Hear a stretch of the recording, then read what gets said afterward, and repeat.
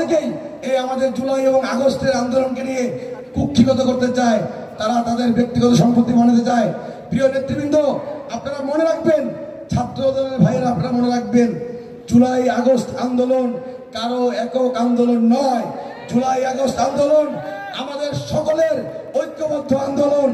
আমি আমার এনসিপি ভাইদের কাছে বলতে চাই, যারা আপনারা একক দাবি করেন, আপনারা সেই সময়ের প্রতিটা মিছিল লক্ষ্য করুন, একটা মিছিলের ছবি দেখুন, 2 জন 3 জন 4 জন যদি আপনারা এনসিপি থাকেন, ঠিক তার পিছনে তাকিয়ে দেখুন, হয় আমার ছাত্র দলের ভাইয়েরা আছে, হয় স্বেচ্ছাসেবক দলের ভাইয়েরা আছে, হয় যুব দলের ভাইয়েরা আপনাদের পিছনে দাঁড়িয়ে আছে, হয় কোনো না কোনো অঙ্গ সংগঠনের লোক আপনাদের সাথে দাঁড়িয়ে আছে।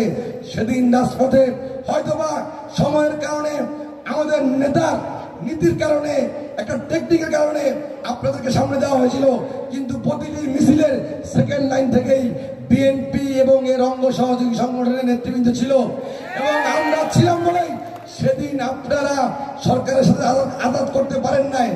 আমরা ছিলাম বলেই আপনারা 1 তারিখে বা 2 তারিখে আন্দোলন ছেড়ে পালিয়ে যেতে পারেন নাই, কারণ তখন অলরেডি আন্দোলন আমাদের সকলের নিয়ন্ত্রণে ছিল। আমাদের অভিভাবক জনাব তারেক রহমানের নিয়ন্ত্রণে ছিল, তার নির্দেশনায় এদেশের নতুন বাংলাদেশ তৈরি হয়েছে।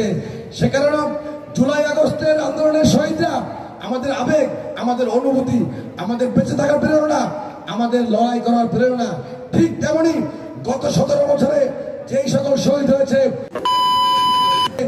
তারাও আমাদের বেঁচে থাকার প্রেরণা, তারাও আমাদের লড়াই করার প্রেরণা, তারাও আমাদের ঐক্যের প্রেরণা। সে কারণে বলতে চাই, আপনারা অত্যন্ত সুনির্দিষ্টভাবে এবং সুকল্পিতভাবে আমাদের প্রিয় অভিভাবকের পিছনে লেগেছেন।